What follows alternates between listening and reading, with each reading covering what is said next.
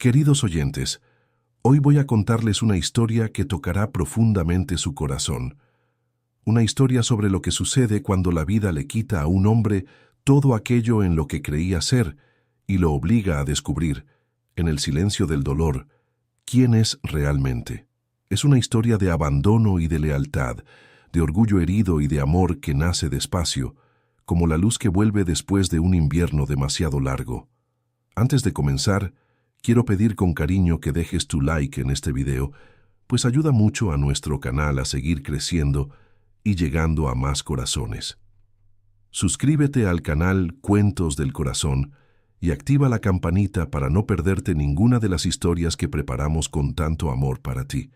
Y cuéntame en los comentarios desde dónde estás viendo hoy, pues me encanta saber de qué rincón del mundo viniste hasta aquí para encontrarnos. La España del siglo XIX guardaba en sus castillos una belleza severa y melancólica, como si los muros de piedra hubieran absorbido, a lo largo de los siglos, todas las historias que nunca fueron dichas en voz alta.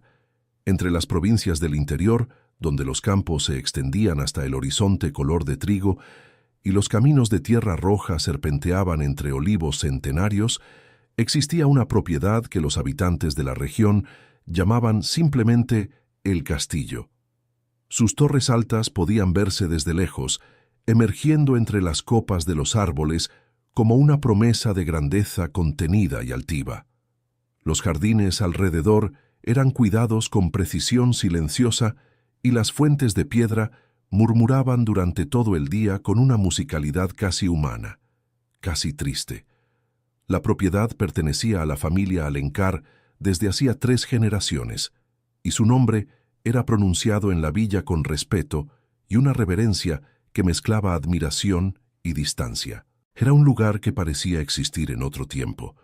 donde cada piedra tenía memoria y cada silencio llevaba el peso de todo lo que había sucedido allí. El duque Sebastián de Alencar era el heredero de esa historia y el guardián de ese silencio antiguo. Hombre de estatura imponente y hombros anchos, llevaba en cada gesto la elegancia discreta de quien aprendió desde niño que el nombre que porta es también una responsabilidad que no se deposita sobre la mesa ni se olvida en los momentos difíciles. Sus ojos oscuros tenían la cualidad de quien observa más de lo que habla, y su sonrisa, rara y precisa, era recibida por quienes lo conocían como una distinción que no se pedía, solo se recibía. Sebastián no era frío, era contenido, y había una enorme diferencia entre esas dos condiciones que pocas personas de la sociedad tenían paciencia o sensibilidad para distinguir. Conducía los asuntos de la propiedad con seriedad y trataba a sus empleados con una justicia que le ganaba respeto genuino, no solo aquel respeto que el título exigía por obligación. Era un hombre que creía en el deber, en la palabra dada y en el orden silencioso de las cosas bien hechas. El compromiso entre Sebastián y Sofía Villanueva había sido anunciado en la primavera anterior, y la noticia recorrió los salones de la región como una brisa que lleva el perfume de los naranjos en flor sobre campos que hacía tiempo la esperaban. Sofía era hija del conde Villanueva, hombre de fortuna considerable e influencia política que se extendía mucho más allá de las fronteras de la provincia, llegando incluso a los pasillos de la capital, con una naturalidad que los recién llegados al poder jamás consiguen imitar. Era joven, de cabellos oscuros y ojos vivos que sabían moverse en un salón con la precisión calculada de quien aprendió que la elegancia también es una forma de comunicación. Educada en los mejores colegios religiosos, sabía conducirse con aquella gracia estudiada, que la sociedad llama encanto, y que, de cerca, revela sus costuras con mayor claridad. El matrimonio entre ambos era visto como una unión natural, como si el destino simplemente hubiera confirmado lo que la lógica social ya había determinado con anticipación. Era, según todos los que opinaban sobre el asunto, el matrimonio más esperado de la temporada. Las conversaciones en los salones y en las misas dominicales giraban en torno a los preparativos con una animación que pocos eventos lograban despertar en aquella región de costumbres tranquilas y memoria larga. Las señoras discutían las telas del vestido, los arreglos florales para la capilla y el banquete que sería ofrecido en el gran salón del castillo con aquella seriedad que las mujeres dan a las cosas que consideran verdaderamente importantes. Los hombres comentaban la solidez de la alianza entre las dos familias y el futuro prometedor que esa unión representaba para ambos lados, con la satisfacción de quien observa un negocio bien cerrado. Sebastián acompañaba esos comentarios con la serenidad característica de quien participa de un ritual social sin permitir que ocupe más espacio del que le corresponde. Respetaba a Sofía y creía que el afecto crecería con el tiempo, como solía crecer en los matrimonios de su clase, alimentado por la convivencia y el hábito. Había tranquilidad en sus planes, no una pasión arrebatadora, sino la certeza serena de quien camina sobre un terreno que conoce bien. La ceremonia estaba marcada para la última semana de octubre, cuando el otoño ya pintaba de ámbar y ocre los robles a lo largo de los caminos de la propiedad, con aquella generosidad melancólica que solo el final de una estación sabe ofrecer. Las flores habían sido encargadas, las invitaciones enviadas, y las familias invitadas estaban en camino para llegar con días de anticipación,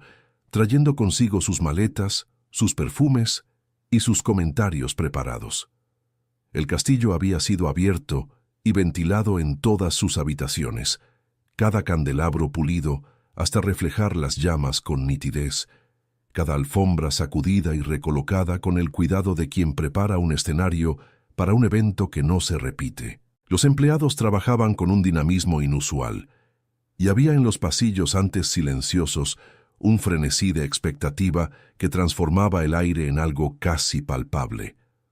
Sebastián observaba aquel movimiento con los brazos cruzados y la mirada serena de quien confía en lo que se está haciendo sin necesidad de intervenir. Faltaban solo 5 días para la ceremonia cuando subió al carruaje para un compromiso de última hora en la ciudad. La tarde había comenzado con aquella luz dorada que el otoño español distribuye con generosidad sobre los campos abiertos, pero las nubes llegaron desde el norte con una rapidez que sorprendió incluso a los más experimentados entre los trabajadores que conocían ese cielo como conocen su propio rostro. La lluvia descendió primero fina y luego en cortinas densas que oscurecían los contornos de los olivos y transformaban los caminos de tierra en ríos de barro resbaladizo que no avisan antes de ceder. El carruaje de Sebastián recorría el camino que descendía de la colina en dirección al castillo, cuando las ruedas traseras comenzaron a perder adherencia en la curva más cerrada del trayecto, aquella curva que en días secos pasaba sin ninguna señal de peligro.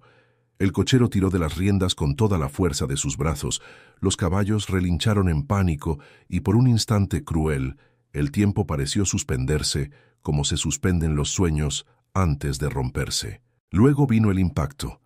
El mundo giró de forma violenta y el estruendo de la madera quebrándose resonó por el valle húmedo como un trueno que llega después de que el rayo ya hizo su daño.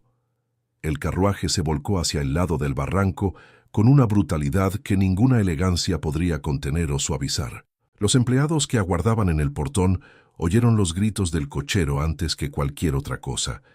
y fueron ellos quienes corrieron primero por el camino, embarrado con antorchas temblorosas en las manos y el corazón apretado por un presentimiento que no querían nombrar. Encontraron el carruaje de lado entre los helechos empapados, con una de las ruedas aún girando lentamente como si el movimiento se negara a admitir que había llegado a su fin irrevocable. Sebastián estaba entre los restos, consciente, pero imposibilitado de moverse, y había en su rostro una expresión que ninguno de los presentes había visto antes, un dolor que no era solo del cuerpo, sino de algo más profundo y más difícil de nombrar. No gritó ni imploró ayuda con urgencia. Permaneció inmóvil con los ojos fijos en el cielo que se oscurecía entre las copas de los árboles, esperando con aquella contención que era al mismo tiempo su mayor virtud y su escudo más resistente. El médico fue llamado esa misma noche y trabajó hasta el amanecer sin dar noticias en la puerta. El diagnóstico llegó al día siguiente con la seriedad silenciosa de las noticias que cambian el curso de una vida sin pedir permiso. La lesión en la columna era grave y aunque el médico no descartaba alguna posibilidad de recuperación parcial con el tiempo y con esfuerzo disciplinado, era imposible ofrecer cualquier garantía sobre el futuro de los movimientos de Sebastián. A partir de ese momento, dependería de una silla de ruedas para moverse por los pasillos del castillo que siempre recorrió con pasos firmes, seguros y llenos de la conciencia de quien sabe exactamente dónde pisa. El hombre que había sido admirado por su postura imponente, por su manera de entrar en un salón como si el espacio se organizara naturalmente a su alrededor, ahora necesitaba aprender a habitar el mundo desde un ángulo diferente e involuntario. Sebastián escuchó al médico con los ojos fijos en el techo de piedra del cuarto, sin interrumpir, sin cuestionar, con aquella contención que en ese momento ya no era solo carácter, era también la única forma de dignidad que le quedaba intacta. Había una diferencia entre aceptar un hecho y asimilar lo que significa para cada momento que aún está por venir, y Sebastián descubrió esa diferencia solo, en las horas lentas que se acumulaban entre una visita del médico y otra. No lloraba ni se entregaba a lamentos audibles, pues ese no era el idioma que su carácter conocía, pero por la noche, cuando el castillo quedaba en silencio total y los pasos de los criados desaparecían de los pasillos, permanecía acostado con los ojos abiertos en la oscuridad y sentía el peso de aquello que había perdido posarse sobre él como algo físico e insoportable. Había perdido la manera en que entraba en una habitación, había perdido la forma en que subía las escaleras sin pensar en ello, cómo montaba sin necesitar ayuda, cómo se movía por el espacio con la libertad que solo se percibe cuando desaparece para siempre. Había perdido, sobre todo, la sensación de que el cuerpo era suyo, que obedecía, que estaba a su servicio y no al contrario. Esa pérdida no tenía un nombre adecuado en el lenguaje del duelo convencional, pero estaba presente en cada pequeño gesto del día, en cada momento en que una mano necesitaba extenderse para ayudarlo a hacer aquello que siempre había hecho solo y sin esfuerzo. La silla de ruedas fue instalada en su habitación con un silencio cuidadoso que los empleados mantuvieron por respeto, pero que Sebastián percibió y del cual necesitó distanciarse internamente para no permitir que la compasión ajena lo deshiciera. El primer día en que la utilizó solo, sin la presencia del médico o de cualquier criado, permaneció detenido en medio de la habitación por un largo momento antes de moverse, con las manos apoyadas sobre las ruedas y los ojos fijos en la ventana que dejaba entrar la luz pálida de la mañana de noviembre. Había en su cuerpo una resistencia que no era física, era una negativa silenciosa y profunda a aceptar que ese era ahora su modo de existir en el mundo. Era un hombre de 42 años que había pasado toda la vida en movimiento, a caballo, en los caminos, en los despachos, en los salones,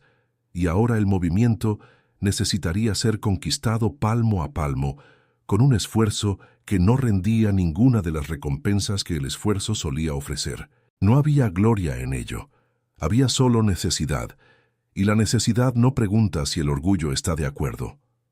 Cierta tarde, cuando el criado salió del cuarto para buscar el medicamento del médico y Sebastián quedó momentáneamente solo, miró sus propias piernas con una atención intensa y concentrada que no se había permitido en presencia de nadie. Intentó mover el pie derecho con toda la fuerza de su voluntad, de la misma manera que durante 42 años había movido cualquier parte del cuerpo sin necesidad de pensar en ello,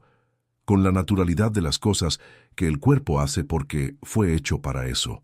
Nada sucedió, o casi nada, un estremecimiento mínimo que podía ser real o podía ser lo que la mente inventa cuando la necesidad es demasiado grande para ser ignorada. Sebastián permaneció mirando aquel pie inmóvil por un tiempo que no supo medir, y había en su rostro una expresión que mezclaba determinación con un dolor que no encontraba salida, un dolor que no era debilidad, pero tampoco era fuerza. Era simplemente la realidad de un hombre que aún no había encontrado las palabras adecuadas para lo que le había sucedido. Sofía fue al castillo 3 días después del accidente, acompañada de su madre y de una prima que servía como acompañante en visitas que requerían apariencia de solidaridad, sin el compromiso de la intimidad. Entró en la habitación de Sebastián con los ojos levemente enrojecidos y las manos entrelazadas frente al cuerpo, en un gesto que comunicaba exactamente el nivel de preocupación que la situación exigía, ni más ni menos, como si hubiera ensayado la postura frente al espejo antes de salir de casa. Se sentó al borde de la cama, dijo palabras adecuadas sobre la providencia divina, sobre la esperanza y sobre la fuerza que sabía que él tenía. Palabras correctas y vacías, como conchas que perdieron aquello que las habitaba. Sebastián la escuchó con atención, buscando en ese discurso elegante algo que fuera simplemente verdad, simplemente ella, simplemente lo que se siente cuando alguien a quien se aprecia está sufriendo. No permaneció más de una hora. Se despidió con un apretón de manos delicado y una promesa de volver pronto. Y ese pronto quedó flotando en la habitación como una frase que ya nació incompleta. En la casa Villanueva, sin embargo, lejos de los ojos de Sebastián y de los pasillos del castillo, Sofía había convocado a los familiares más cercanos para una conversación que reveló, con una claridad desconcertante, la distancia entre la expresión que había presentado en la habitación del enfermo y el cálculo que había hecho mucho antes de aquella visita.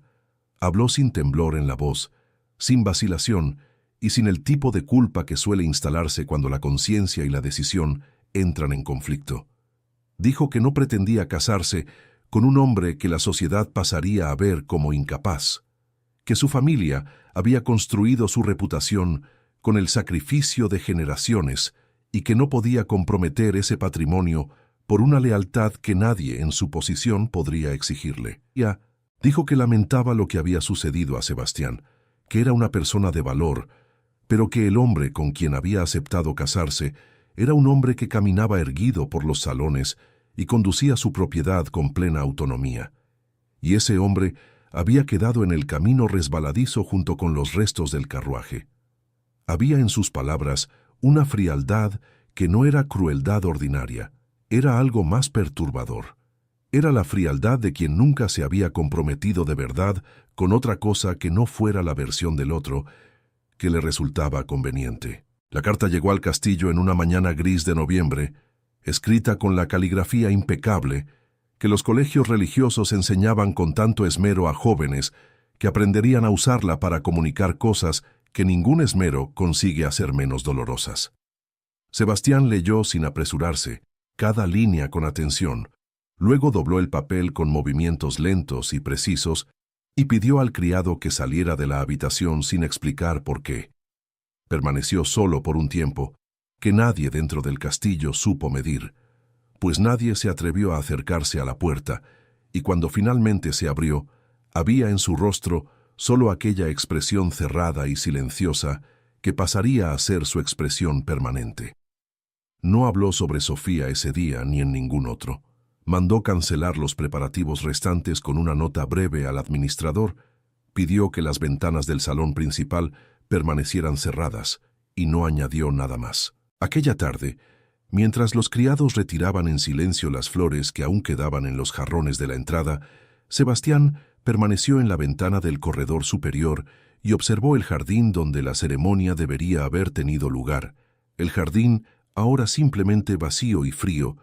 como un escenario después del final de una obra que no llegó a representarse. La villa, que se encontraba a menos de una legua del castillo,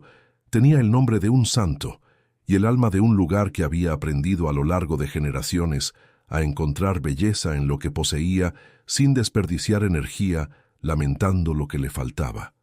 Las casas eran bajas y encaladas de blanco, con ventanas de madera pintadas en azul desvaído y macetas de geranios que florecían con una terquedad alegre, incluso cuando el otoño ya había convencido a todas las demás flores de retirarse.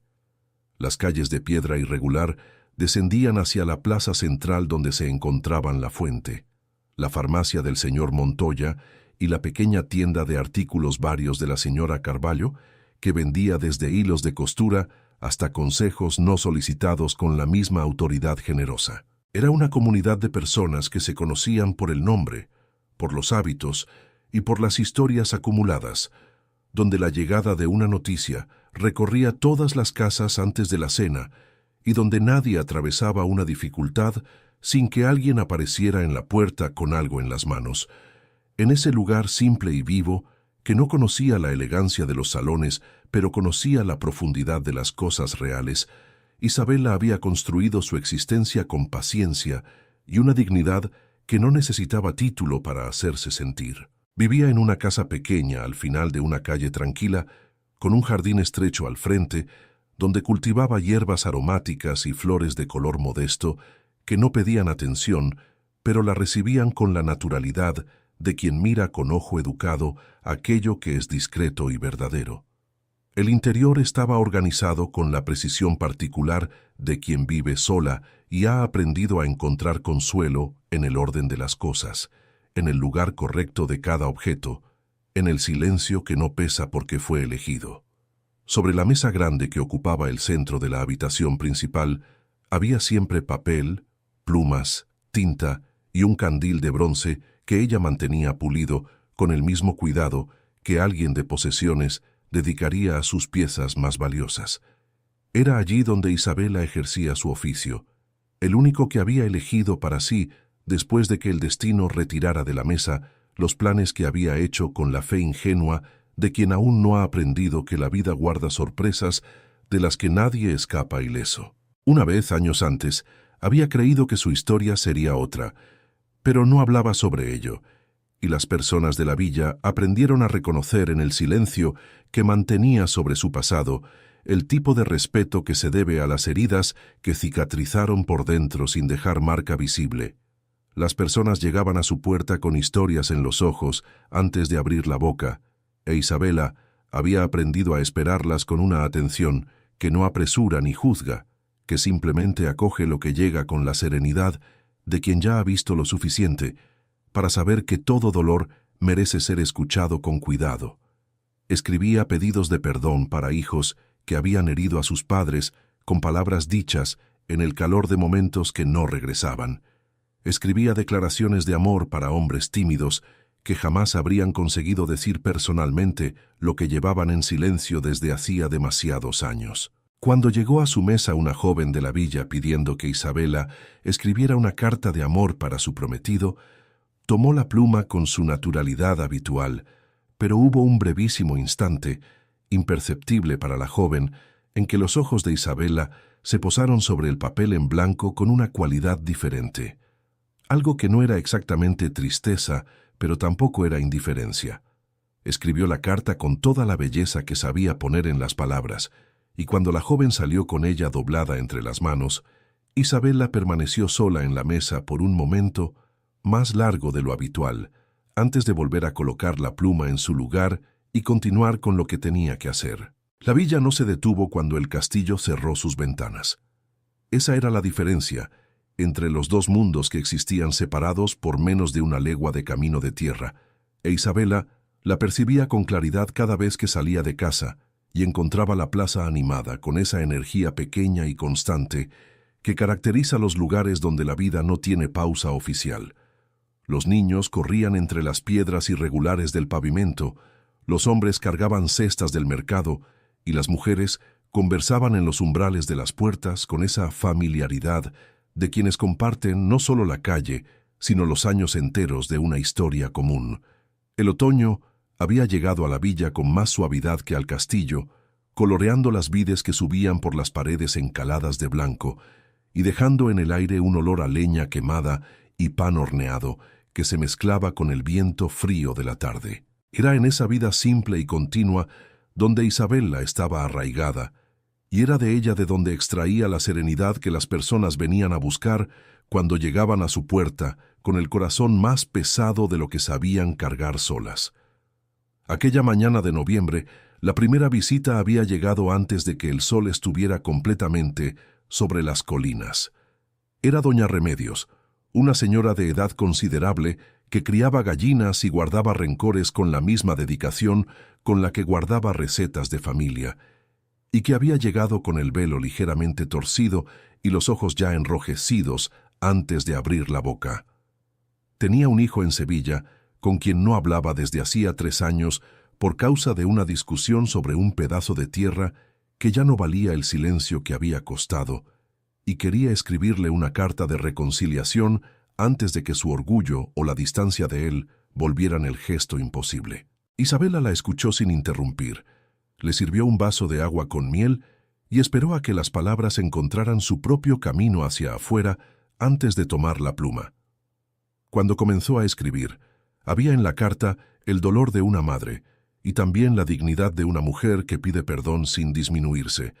y doña Remedios la leyó en voz alta 2 veces antes de doblarla con extremo cuidado, como si el papel fuera ahora algo sagrado. Después de doña Remedios llegaron otros, porque la mañana de Isabela rara vez le pertenecía solo a ella. Llegó el herrero que quería enviar noticias a la hermana que había emigrado al norte con su marido y de la cual no tenía respuesta desde hacía meses, y que dictó las palabras en frases cortas y tímidas que Isabela fue suavizando sin traicionar lo que había en ellas de genuino y verdadero. Llegó también una joven que quería enviar un mensaje de esperanza a su madre enferma que vivía en otra aldea, y que lloró mientras hablaba y sonrió cuando oyó a Isabela leer en voz alta lo que había quedado escrito. Entre una carta y otra, Isabela preparaba el siguiente papel, limpiaba la pluma con el paño doblado que mantenía a la izquierda de la mesa y organizaba los pensamientos con esa calma metódica que no era frialdad. Era la competencia silenciosa de quien aprendió que para ayudar a los demás a cargar el dolor es necesario primero saber dónde colocar el propio. La mesa estaba cubierta de palabras ajenas cuando la campana de la plaza dio el mediodía, e Isabela percibió que había pasado toda la mañana sin pensar en sí misma, lo que consideraba, sin afectación, una de las formas más honestas de gratitud. Don Evaristo Medina había servido a la familia Alencar durante 23 años, tiempo suficiente para aprender la diferencia entre el silencio del duque, que significaba aprobación, y el silencio que significaba que algo necesitaba ser resuelto antes de que se convirtiera en un problema de proporciones mayores. Era un hombre de cabellos grises y postura correcta, que conducía los asuntos de la propiedad con una eficiencia discreta que nunca presumía de sí misma. Después del accidente, había asumido una carga aún mayor de responsabilidades sin comentarlo con nadie, de la misma manera que asumía todo lo que necesitaba ser hecho, con la naturalidad de quien entiende que el deber no espera a que las circunstancias se vuelvan convenientes. Pero había un problema que crecía despacio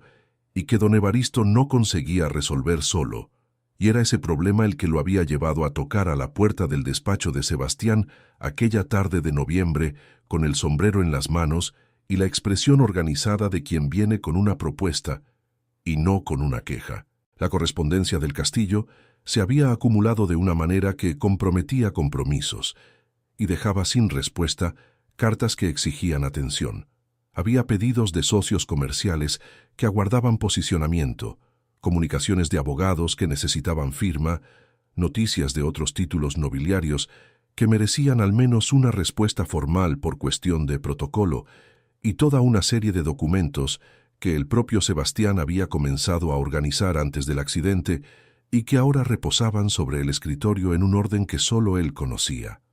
Don Evaristo explicó la situación con precisión y brevedad, sin dramatizar ni minimizar, y Sebastián lo escuchó de la misma manera en que había escuchado al médico, con los ojos fijos en un punto al frente, y la expresión que no revelaba más de lo que elegía revelar. El administrador aguardó en silencio respetuoso mientras el duque procesaba lo que había sido dicho, y en ese silencio propuso con cuidado que alguien de confianza pudiera ir al castillo para ayudar en la organización y en la correspondencia, alguien externo que no perteneciera al círculo social que Sebastián había deliberadamente cerrado a su alrededor. Sebastián tardó 2 días en dar una respuesta, lo que don Evaristo interpretó correctamente como señal de que ella llegaría y no como negativa. Cuando llegó, fue breve como todas las respuestas que el duque daba cuando el asunto no le agradaba, pero la lógica prevalecía sobre la incomodidad.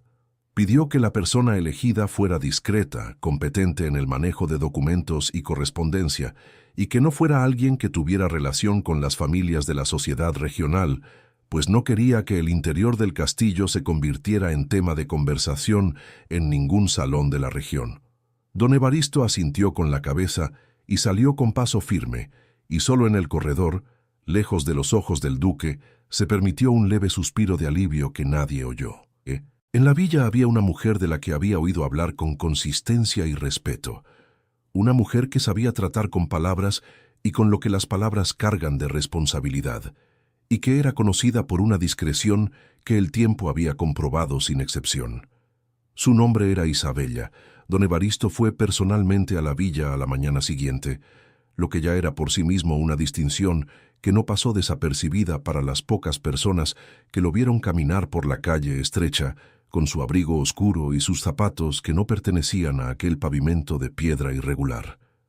Tocó a la puerta de Isabela con 3 golpes discretos y esperó con el sombrero en la mano, y cuando ella abrió la puerta, había en su expresión esa apertura cortés de quien no conoce al visitante, pero lo recibe sin sospecha. Se presentó, explicó su función en el castillo con brevedad y ofreció la propuesta con la claridad de quien había elegido cada palabra con anticipación. El trabajo consistía en ir al castillo 3 veces por semana para organizar la correspondencia acumulada del duque, responder cartas de carácter formal bajo su orientación y archivar documentos según un sistema que sería establecido en conjunto. La remuneración sería justa y el trabajo sería conducido con total discreción por ambas partes, condición que don Evaristo subrayó con una seriedad que Isabela comprendió no ser protocolo, sino necesidad real. Isabela escuchó la propuesta sin interrumpir, con las manos levemente cruzadas delante del cuerpo y los ojos atentos en el rostro del administrador, leyendo no solo lo que era dicho, sino lo que había debajo de las palabras, como había aprendido a hacer a lo largo de años escuchando historias que llegaban a su puerta a medias. Sabía lo que había sucedido al duque Sebastián de Alencar, pues la noticia del accidente había recorrido la villa en cuestión de días, así como la noticia del abandono de Sofía había llegado después, más despacio, con el peso particular de las historias que la decencia vuelve difíciles de narrar sin una cierta vacilación incómoda. No había preguntado a nadie más detalles de los que habían llegado hasta ella naturalmente, y ahora, delante de don Evaristo, no hizo preguntas sobre el estado del duque ni sobre los contornos de la situación dentro del castillo. Preguntó solo sobre la naturaleza de los documentos y sobre el horario que sería más adecuado para su llegada. Y don Evaristo percibió, con una satisfacción que no demostró, que había elegido bien. Pidió un día para organizar sus otros compromisos antes de dar la respuesta definitiva, y don Evaristo aceptó con una inclinación de cabeza y se despidió con la misma corrección con la que había llegado. Isabela cerró la puerta y permaneció un momento detenida en el centro de la habitación con la luz de la mañana entrando por la ventana en una franja diagonal que iluminaba la superficie de la mesa y el candil pulido y las plumas alineadas con cuidado. El castillo estaba a menos de 1 legua, pero era un mundo diferente, un mundo de corredores altos y silencios antiguos, un mundo donde un hombre había quedado solo con un dolor que la sociedad no sabía nombrar porque no tenía vocabulario adecuado para lo que sucede cuando la dignidad y el sufrimiento coexisten en el mismo cuerpo. Isabela no sintió lástima mientras pensaba en eso. Sintió algo más cercano al reconocimiento, esa cualidad particular que une a 2 personas que conocieron la misma especie de dolor por caminos completamente diferentes. La tarde anterior, a la llegada de Isabela, Sebastián había pasado más de 1 hora en el corredor largo del 2.º piso, aquel que corría paralelo a la fachada principal y cuyas ventanas miraban hacia el jardín donde los rosales de otoño aún mantenían algunos pétalos con una terquedad conmovedora. Había pedido que abrieran esa ala del castillo aquella tarde, sin explicar por qué, y los criados lo hicieron en silencio, abriendo las ventanas y dejando entrar el aire frío de noviembre con su olor a tierra húmeda y hojas antiguas. Sebastián recorrió el corredor despacio, moviendo la silla de ruedas con sus propias manos sobre el suelo de madera que conocía de memoria, cada tabla, cada variación de tono, cada lugar donde la madera respondía con un sonido ligeramente diferente, al peso de quien lo recorría. Había algo en ese ejercicio silencioso de recorrer el espacio familiar desde una perspectiva diferente, que era al mismo tiempo doloroso y necesario, como una herida que necesita ser tocada para que la persona comprenda sus dimensiones reales. Al fondo del corredor había una ventana mayor que se abría hacia el lado del jardín donde estaba la fuente, y Sebastián permaneció delante de ella durante un tiempo considerable, observando el espacio donde los preparativos del matrimonio habían comenzado a ser montados y que ahora estaba vacío y perfecto en su inutilidad. Los arcos de madera que habrían sostenido las flores habían sido desmontados semanas antes, pero los surcos dejados por sus bases aún eran visibles en la tierra compactada del jardín, marcas discretas de algo que había sido planeado con cuidado y deshecho con prisa. Sebastián los observó sin emoción aparente, con esa cualidad de distancia que había desarrollado como protección, pero que a veces, como en ese momento, revelaba por debajo de ella una presencia de sentimiento tan intensa que su ausencia en la superficie se volvía ella misma una forma de expresión. El viento movió las últimas hojas de los rosales y cayeron lentamente sobre la piedra de la fuente, y él permaneció allí hasta que la luz del atardecer comenzó a cambiar de color y un criado apareció discretamente en la puerta del corredor para anunciar la cena. El castillo tenía una cualidad en esas horas del atardecer que Sebastián había notado de manera diferente después del accidente. Antes había atravesado esas horas en movimiento, siempre camino a algún compromiso o regresando de otro, y la luz dorada que recorría los pasillos era apenas escenario, telón de fondo de una vida que sucedía demasiado rápido para ser observada. Ahora tenía demasiado tiempo para observar y muy poco movimiento para huir de lo que la observación revelaba. Veía el polvo suspendido en el haz de luz que entraba por la ventana de la biblioteca. Veía las sombras que los candelabros proyectaban sobre los retratos antiguos de la familia Alencar en la pared del gran salón, rostros que había conocido toda la vida y que ahora lo miraban desde un ángulo nuevo, con una solemnidad que antes no había percibido. Veía la manera en que los criados se movían a su alrededor, con un cuidado excesivo que era también una forma de distancia,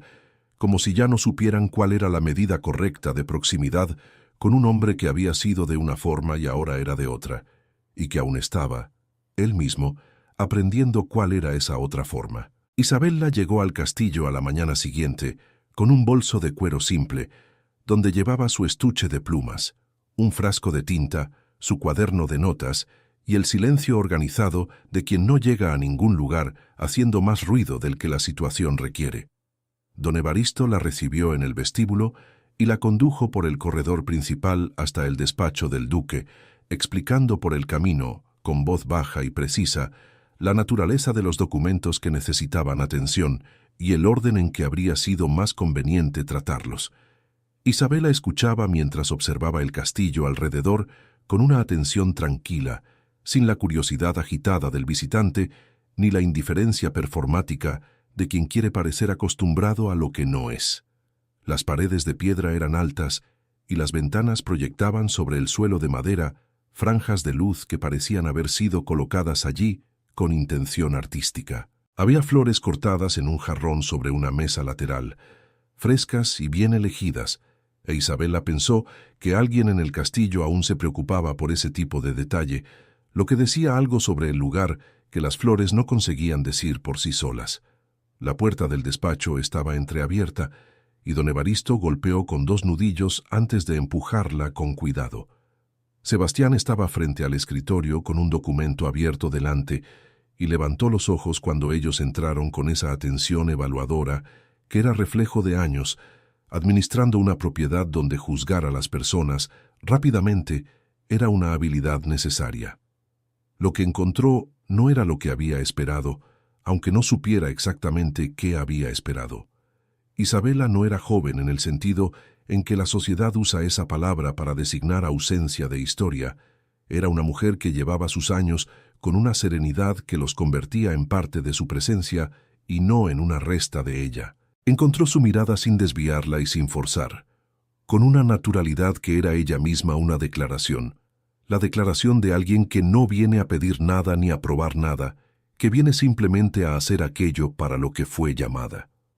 Sebastián notó que ella no miró la silla de ruedas con más demora de la que miró cualquier otra cosa en el despacho, y ese detalle pequeño y preciso quedó registrado en algún lugar dentro de él con una claridad que no esperaba. Don Evaristo hizo las presentaciones breves y salió con la discreción de quien sabe cuándo. Su presencia ha dejado de ser necesaria, y Sebastián e Isabella quedaron solos en el despacho por primera vez, con la pila de correspondencia entre ellos como un territorio neutro y concreto, sobre el cual era posible construir la conversación sin necesidad de otros asuntos. Él explicó el sistema que había comenzado a organizar antes del accidente, con una concisión que no dejaba espacio para preguntas innecesarias, y ella escuchó con esa atención que él ya había reconocido y que lo sorprendía por estar desprovista de la ansiedad de quien quiere demostrar que está entendiendo. Cuando hizo la primera pregunta, fue sobre el orden de prioridad entre dos tipos de correspondencia, una cuestión práctica y pertinente que revelaba que había escuchado de verdad y no solo esperado su turno para hablar. Sebastián respondió, y hubo un silencio corto y no incómodo antes de que ella abriera el cuaderno y comenzara a anotar lo que había sido acordado. Era un comienzo de una modestia casi sorprendente, pero había en su interior una cualidad que ambos percibieron sin nombrar, la cualidad de las cosas que comienzan de forma simple y crecen con la paciencia de las cosas verdaderas. Isabella pasó aquella primera mañana en el despacho, organizando la correspondencia en categorías que había propuesto y que Sebastián había aprobado con un gesto breve, y el trabajo entre ambos fluyó con una eficiencia silenciosa que ninguno de los dos había anticipado, pero que ambos reconocieron como algo que debía ser preservado. No hacía preguntas más allá de lo necesario y no ofrecía comentarios sobre lo que leía, tratando los documentos con la misma discreción con la que trataba las historias que llegaban a su puerta en la villa. Una vez, al encontrar una carta cuyo destinatario estaba mal especificado, se volvió hacia Sebastián con la carta en la mano y la pregunta en los ojos antes de formularla en palabras, y él respondió antes de que terminara la frase, lo que indicaba que había estado más atento a lo que ella hacía de lo que su postura orientada hacia la ventana podría sugerir. Continuó sin comentar aquello, pero había en la leve curvatura de su expresión algo que no era exactamente una sonrisa, pero tenía la temperatura de una. En la segunda visita, 2 días después, Sebastián estaba en el despacho cuando ella llegó, pero había un documento extendido sobre el escritorio que parecía haber sido colocado allí antes de que ella llamara a la puerta, como si él hubiera estado trabajando y su llegada fuera una continuación natural de lo que ya sucedía. Se acomodó en la silla junto a la mesa auxiliar con esa misma naturalidad de la primera vez y comenzó donde había dejado, y Sebastián observó por un momento la manera en que organizaba los papeles con un orden que era al mismo tiempo funcional y elegante, sin gestos excesivos, sin ocupar más espacio del necesario. Había una cualidad en su presencia que él no conseguía nombrar con precisión, pero que lo afectaba de una manera que no esperaba. No era exactamente consuelo, era algo más cercano a lo que se siente cuando el aire de una habitación cambia porque alguien abrió una ventana que había estado cerrada durante mucho tiempo, un cambio que solo se percibe porque algo que se había vuelto imperceptible de tanto estar allí de repente ya no está más. En la tercera visita, hubo un momento en que Isabella se detuvo sobre una carta que había sido enviada al duque por un antiguo compañero de estudios, una carta de condolencias tardías por el accidente, escrita con esa mezcla de afecto genuino e incomodidad social que caracteriza a las personas que quieren decir algo verdadero, pero no saben con certeza cómo hacerlo sin invadir. No la leyó en voz alta, pero había en esa pausa antes de depositarla en la pila correspondiente un respeto por la situación que Sebastián percibió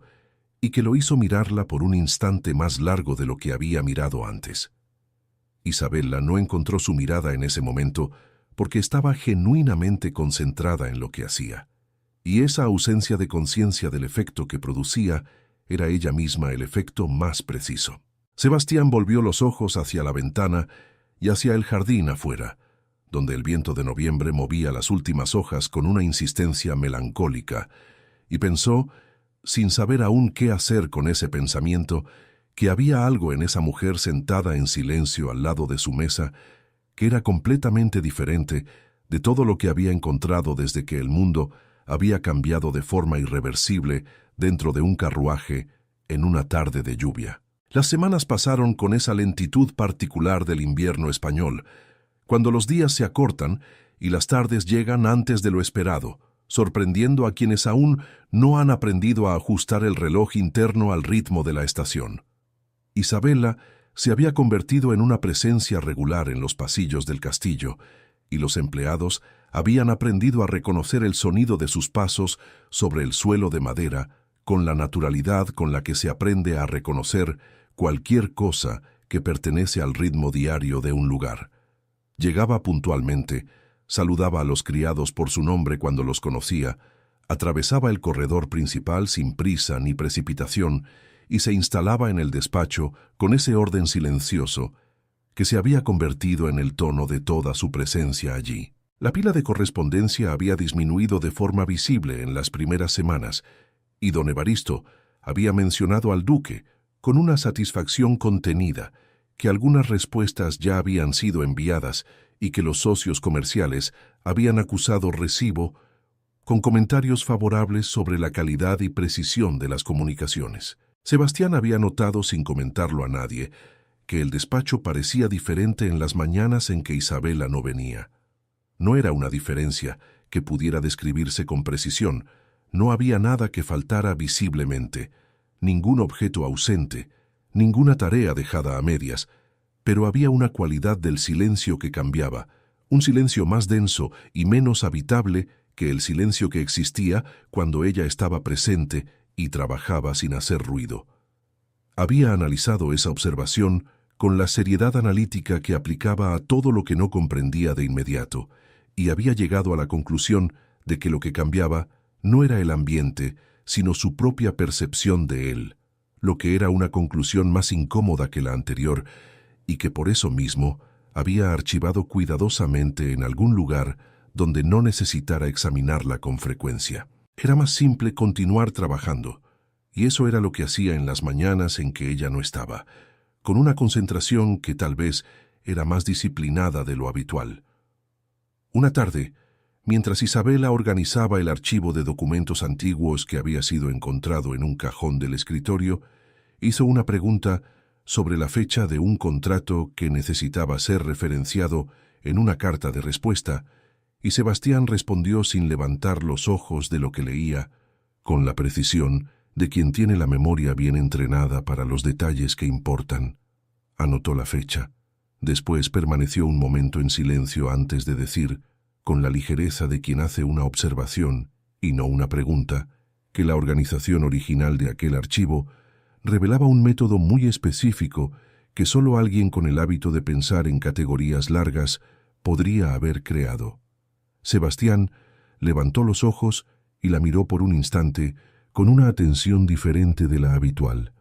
no evaluadora sino genuinamente curiosa. Dijo apenas que había creado ese sistema a los 23 años y que hasta entonces era el único que había conseguido entenderlo completamente. Isabela respondió que lo había entendido en menos de una hora y volvió al archivo sin añadir nada. Sebastián se quedó mirándola por un segundo más, luego volvió a lo que leía y había en el borde de su expresión algo que no llegaba a ser sonrisa, pero era innegablemente pariente cercano. Fue don Evaristo quien sugirió, en una tarde en que el sol de diciembre había aparecido, con una generosidad inusual para la estación, que algunos documentos del archivo externo necesitaban ser revisados sobre la mesa de piedra del jardín lateral, donde había mejor luz natural para examinar los papeles más antiguos, cuyas tintas se habían desvanecido con los años. Era una sugerencia práctica y razonable, e Isabela la aceptó con la misma naturalidad con la que aceptaba todo lo que tenía lógica. Lo que don Evaristo no había mencionado, con una discreción que tal vez no era enteramente inocente, era que Sebastián solía pasar las tardes de sol en ese mismo jardín lateral, junto a la fuente de piedra, donde los últimos rosales de otoño aún resistían con una obstinación casi admirable. Isabela organizó los documentos en una carpeta, bajó por el corredor lateral y salió por la puerta que daba al jardín sin haber sido informada de que no estaría sola. Y fue así como ambos se encontraron fuera del despacho por primera vez, con el cielo de diciembre sobre ellos y el olor de tierra fría y rosal viejo en el aire entre ambos. Sebastián estaba cerca de la fuente con un libro abierto sobre el regazo que parecía más pretexto que ocupación. Y cuando Isabela salió por la puerta con la carpeta de documentos, levantó los ojos con una expresión que revelaba sorpresa genuina antes de ser sustituida por la contención habitual. Ella lo vio, hizo una pausa de apenas un segundo, dijo buenas tardes con la naturalidad de quien lo encuentra en el corredor y se dirigió hacia la mesa de piedra bajo el rosal sin alterar ni el paso ni la postura. No pidió disculpas por la intrusión, no preguntó si su presencia en el jardín era conveniente, no hizo ninguno de los gestos excesivos de deferencia que Sebastián había aprendido a anticipar en cualquier persona que llegara a su espacio desde el accidente. Simplemente se sentó. Abrió la carpeta y comenzó a examinar los documentos, con la luz del sol de invierno cayendo de lado sobre el papel, y había en ese gesto una normalidad tan completa que Sebastián se quedó mirándola por un momento, con algo cercano a la perplejidad antes de bajar los ojos hacia el libro, que de todos modos no estaba leyendo. El jardín quedó en silencio durante un tiempo que no fue incómodo, lleno por el murmullo de la fuente y el viento suave que pasaba por los rosales, con un sonido casi imperceptible, como respiración. Después Sebastián dijo, sin mirarla, y con esa voz baja y precisa que usaba, cuando no estaba pronunciando un discurso, sino simplemente pensando en voz alta, que el jardín estaba en mal estado desde el verano, que el jardinero había enfermado en otoño, y que el sustituto aún no había logrado un acuerdo con los rosales. Isabela levantó los ojos de los documentos y miró los rosales por un momento con atención genuina. Después dijo que los rosales en ese estado parecían demasiado obstinados para morir y que había en eso algo que merecía respeto. Sebastián se quedó mirando los rosales como si los viera desde un ángulo diferente del anterior y luego miró brevemente a Isabela con una expresión que no revelaba lo que pensaba, pero revelaba que estaba pensando. Volvió al libro, y el jardín continuó en silencio con la fuente y el viento y los rosales obstinados, y había en ese silencio ahora una cualidad diferente, menos vacía, como si hubiera sido habitado por algo que no había estado allí antes. La semana siguiente, el sol volvió con la misma generosidad discreta de diciembre, y Sebastián estaba en el jardín cuando Isabela llegó, lo que esta vez no era coincidencia por parte de ninguno de los dos, aunque ninguno de los dos lo mencionara. Ella se instaló en la mesa de piedra con nuevos documentos, y él permaneció cerca de la fuente con el libro, y el trabajo entre ambos siguió en paralelo por un tiempo, con esa facilidad silenciosa que ya se había establecido entre ambas presencias. Después, en un momento en que ella hizo una pausa para afilar la pluma con el pequeño cortaplumas que llevaba en el bolso, Sebastián preguntó, sin preámbulo y sin la artificialidad de quien prepara la pregunta con anticipación, ¿desde hacía cuánto tiempo hacía ese trabajo de escribir cartas para las personas de la villa? Isabela respondió que había comenzado hacía unos 6 años, que al principio era solo para una vecina que tenía dificultad con las letras y que con el tiempo se había convertido en algo que las personas simplemente sabían que podían buscar cuando lo necesitaban. Dijo eso con una simplicidad que no pedía ni esperaba comentario, como quien describe el clima del lado de afuera. Sebastián permaneció en silencio por un momento antes de preguntar, con esa contención que convertía cada una de sus preguntas en algo cuidadosamente elegido, que era lo más difícil de escribir. Isabela levantó los ojos de los documentos y lo miró con una atención que evaluaba no la pregunta, sino la razón detrás de ella. Ese ejercicio que había desarrollado a lo largo de años, escuchando historias que llegaban con otra historia por debajo. Después dijo que las despedidas eran las más difíciles, no porque faltaran palabras, sino porque las palabras correctas para una despedida necesitan al mismo tiempo liberar y contener, decir que el amor permanece sin retener a la persona que necesita irse. Sebastián escuchó eso con los ojos fijos en la fuente, y había en su expresión algo que se movía por debajo de la superficie quieta, como corriente bajo agua detenida. Después dijo solo que comprendía, con una brevedad que decía más de lo que cualquier elaboración habría dicho, e Isabela respondió con el silencio adecuado, el silencio de quien oyó, y no necesita confirmar que oyó porque ya ha quedado claro. La conversación no avanzó mucho más allá de eso aquella tarde, y ninguno de los dos la forzó en ninguna dirección. Pero cuando Isabela recogió los documentos y se preparó para entrar nuevamente en el castillo, Sebastián dijo, de espaldas a ella y con los ojos aún en la fuente, que los rosales habían sobrevivido al verano sin jardinero también, y que tal vez la obstinación que ella había mencionado antes era de hecho una cualidad a ser considerada. Isabela se detuvo por un segundo antes de continuar caminando, y dijo sin volverse que la obstinación en general era mal interpretada, que la mayoría de las veces no era negativa a ceder, sino negativa a desaparecer. Entró por el corredor lateral con ese paso tranquilo y regular, y Sebastián se quedó mirando la puerta por un momento después de que ella desapareció, con el libro cerrado sobre el regazo y una expresión que los retratos de la familia en el gran salón nunca habían conseguido capturar con tanta precisión, la expresión de un hombre que acaba de oír algo que no esperaba y que aún no sabe qué hacer con ello, pero que sabe que no lo olvidará. Queridos oyentes del canal Cuentos del Corazón, necesito hacer aquí una pausa por un momento para hacer una pregunta que no sale de mi cabeza desde que comencé a contarles esta historia. Isabela está frente a una elección que el corazón no hace de forma simple. Puede continuar llegando al castillo con esa naturalidad que tanto transforma a Sebastián, o puede retroceder, protegerse, recordarse que ya supo lo que es tener esperanza y verla romperse en un solo día. Conoce el dolor del abandono, conoce el peso de una humillación que la sociedad observa sin misericordia y sabe que el corazón que ya fue roto una vez duda ante todo lo que podría romperlo nuevamente. Y quiero saber de ti con todo cariño. ¿Qué harías en el lugar de Isabela? ¿Continuarías yendo al castillo con esa serenidad valiente o darías un paso atrás para proteger lo que aún no ha sido dicho pero ya ha comenzado a sentir? Cuéntamelo en los comentarios. Leo cada respuesta con mucho cariño y no olvides dejar tu like y compartir con quien también merece una buena historia. Este canal existe porque ustedes existen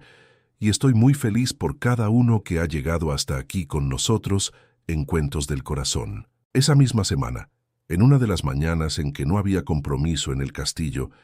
Isabela recibió en casa una visita que llegó antes de que el café estuviera listo sobre la mesa. Era doña Pilar, una señora de cabellos completamente blancos y ojos pequeños y vivos que había vivido en la villa desde antes de que cualquiera de los presentes pudiera recordar, y que llevaba consigo la autoridad tranquila de quien simplemente existió el tiempo suficiente para merecer ser escuchada. Entró con el chal apretado alrededor de los hombros y se sentó en la silla frente a la mesa de Isabela con el cuidado de las personas cuyos huesos ya no perdonan la prisa, y dijo que necesitaba una carta, pero que antes necesitaba contar una historia,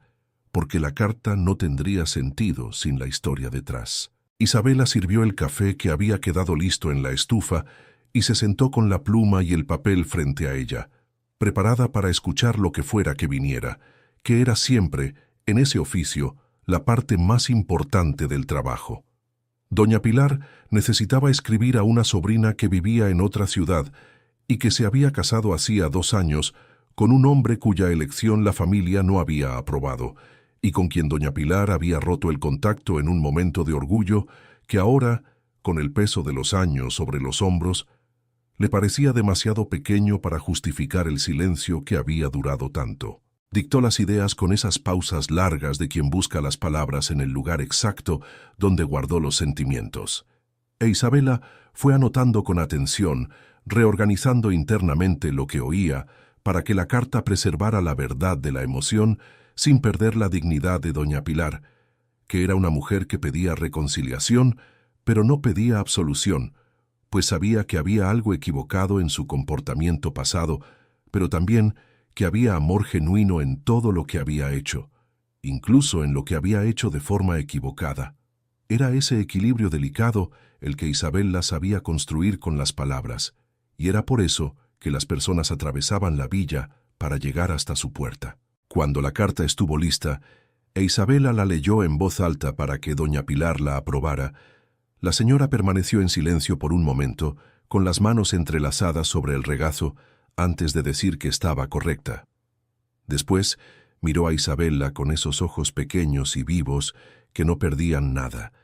y dijo que siempre había pensado que Isabella tenía un don particular para escribir sobre lo que une a las personas, porque había aprendido de la manera más difícil lo que separa. Isabella permaneció inmóvil por un segundo con la pluma aún en la mano. Luego dijo apenas que cada persona aprende lo que aprende con los recursos que tiene disponibles, y que ella tenía las palabras. Doña Pilar asintió con esa sabiduría silenciosa de quien no necesita concordar en voz alta, para que el acuerdo quede establecido. Dobló la carta con sus dedos artríticos y se preparó para salir, e Isabella la acompañó hasta la puerta con esa gentileza de presencia constante, que era una de las formas más discretas y más completas de amor que sabía ofrecer. 2 días después, Isabella estaba en el despacho del castillo, organizando la correspondencia de la semana, cuando oyó voces en el corredor lateral, la puerta del despacho entreabierta, como era habitual durante el trabajo. Era una de las voces que reconoció inmediatamente como siendo de doña Concepción, una señora de la villa que ocasionalmente iba al castillo para tratar asuntos con don Evaristo relacionados con tierras que su familia arrendaba de la propiedad desde hacía décadas. La otra voz era la del propio administrador, y la conversación parecía casual, del tipo que ocurre mientras se camina hacia algún lugar y aún no se ha llegado. Isabella no prestó atención a lo que se decía hasta oír su propio nombre pronunciado con esa naturalidad con la que las personas mencionan a quien conocen bien cuando surge en el contexto de una conversación sobre otra cosa. Lo que Isabella no sabía en ese momento era que Sebastián había salido de su habitación más temprano de lo habitual aquella mañana y se había detenido en el corredor lateral para examinar una ventana que había informado tener el pestillo defectuoso. Estaba inmóvil y en silencio en el punto exacto donde el corredor hacía una curva, invisible desde donde doña Concepción y don Evaristo caminaban, y oyó la conversación sin haber planeado oírla. Doña Concepción estaba diciendo que Isabella era una mujer de una fortaleza que pocas personas tenían, que lo había visto desde el día en que ella había levantado la cabeza después de lo que había sucedido en el año del compromiso, que cualquier otra persona habría dejado la villa por vergüenza, pero Isabella había permanecido y había reconstruido la vida con una serenidad que las personas de la comunidad aún comentaban con respeto. Don Evaristo preguntó qué había sucedido con una curiosidad discreta de quien no conoce la historia completa, y doña Concepción respondió que el prometido de Isabella había desaparecido en la mañana de la boda, que había enviado un mensaje diciendo que había elegido casarse con otra mujer de familia más acomodada, y que Isabella había quedado en el altar con el vestido y los invitados y una dignidad que nadie que estuvo presente había olvidado. Sebastián permaneció absolutamente inmóvil en el corredor, mientras las voces se alejaban en dirección al despacho de don Evaristo, con las manos apoyadas sobre las ruedas de la silla y los ojos fijos en el suelo de madera frente a él. Había oído aquello con esa claridad particular con la que se oyen las cosas que de alguna forma ya se saben antes de ser informadas, como si la información viniera a confirmar algo que el instinto había registrado sin haber conseguido articular. La mujer que llegaba al castillo 3 veces por semana sin mirar la silla de ruedas con compasión excesiva, que hablaba de despedidas como alguien que conoce el peso específico de ellas, que había dicho que la obstinación era una negativa a desaparecer y no una negativa a ceder, había permanecido de pie en el altar con el vestido de boda mientras los minutos pasaban y la verdad llegaba lentamente, con esa crueldad particular de las cosas que se descubren cuando aún se está en público y no hay dónde esconder el rostro. Sebastián permaneció en el corredor por un tiempo que no midió. Después giró la silla de ruedas lentamente y regresó al despacho por otro camino, y cuando entró y encontró a Isabela de espaldas a la puerta, organizando documentos con esa precisión habitual, se detuvo en la entrada por apenas un segundo antes de acercarse al escritorio con una tranquilidad que costó más de lo que cualquier persona en el castillo podría imaginar. Había una diferencia en el comportamiento de Sebastián que Isabela no conseguía nombrar con precisión, pero que percibía de la manera en que se perciben los cambios de temperatura en el aire antes de que el clima se altere visiblemente, por una cualidad diferente en la atmósfera que el cuerpo registra, antes de que la mente encuentre la palabra correcta. Él no había dicho nada diferente. No había hecho ningún gesto que pudiera ser descrito a otra persona como evidencia de un cambio, pero había algo en la calidad de su atención que se había alterado sutilmente desde aquella mañana en que ella había oído a doña Concepción en el corredor sin saber que había una tercera persona escuchando. Él la miraba de una forma ligeramente diferente, no con más frecuencia, sino con más duración,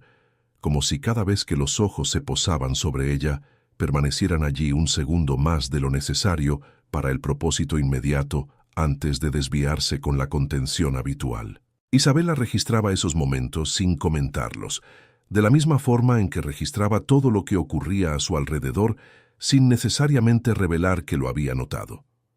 Sebastián, por su parte, había pasado los 2 días siguientes a la conversación del corredor en un estado de reflexión silenciosa que don Evaristo había atribuido al cansancio de las sesiones de fisioterapia y que en realidad era otra cosa completamente distinta, más difícil de categorizar y más difícil de ignorar. Había pensado repetidamente en la imagen que doña Concepción había dibujado con palabras simples y sin intención dramática, la imagen de Isabela de pie en un lugar público con un vestido que había sido preparado para una promesa que no fue cumplida, levantando la cabeza frente a miradas que no sabían hacia dónde dirigirse. Había pensado en eso y había reconocido en ello algo que conocía, no en la forma exacta, no en las circunstancias, sino en la esencia, la sensación de ser dejado atrás por alguien que había elegido otra versión del futuro, la humillación que no tiene grito adecuado porque ocurre en el silencio de lo que se esperaba, y no llegó. Sebastián conocía muy bien ese silencio, y saber que Isabela lo conocía también había cambiado algo entre ellos que aún no sabía exactamente cómo describir. La mañana en que Isabela regresó al castillo después de esos 2 días de intervalo, Sebastián estaba en el despacho con una carta abierta sobre el escritorio que había sido recibida la víspera y que había dejado sobre la mesa de forma que ella la viera al entrar. Era una carta de un proveedor de vinos de la región acerca de un contrato que necesitaba renovación, un asunto de rutina que no requería atención especial, pero él había dejado la carta en posición visible y había esperado a que ella llegara antes de responder, cosa que no había hecho en las semanas anteriores. Isabela lo notó sin comentarlo, tomó la carta, leyó con atención e hizo la pregunta pertinente sobre los términos que deberían ser ajustados en la renovación, y Sebastián respondió con la precisión habitual. Pero había en ese gesto simple de esperarla algo que Isabela colocó en un lugar específico dentro de sí, no al frente, donde podría ser examinado con frecuencia, pero tampoco al fondo, donde se guardan las cosas que se quiere olvidar. En un lugar intermedio, donde se guardan las cosas que aún no se sabe qué son pero que se reconoce que son algo. En la parte norte del jardín del castillo había una alameda de plátanos que en verano formaba un túnel de sombra y en invierno revelaba la estructura de los troncos con esa belleza austera que solo la ausencia de hojas permite ver con claridad. Sebastián había mencionado una vez, de paso y sin aparente intención de que fuera anotado, que esa parte del jardín había sido la favorita de su madre, que había plantado los plátanos cuando había llegado al castillo como novia joven y había visto los árboles crecer a lo largo de 40 años de vida en ese lugar. Isabela había escuchado aquello como escuchaba todo lo que él decía, con atención integral y sin demostración excesiva, y había continuado con lo que estaba haciendo sin hacer preguntas que no había sido invitada a hacer. 2 días después, cuando llegó al castillo y se dirigió al despacho por el corredor habitual,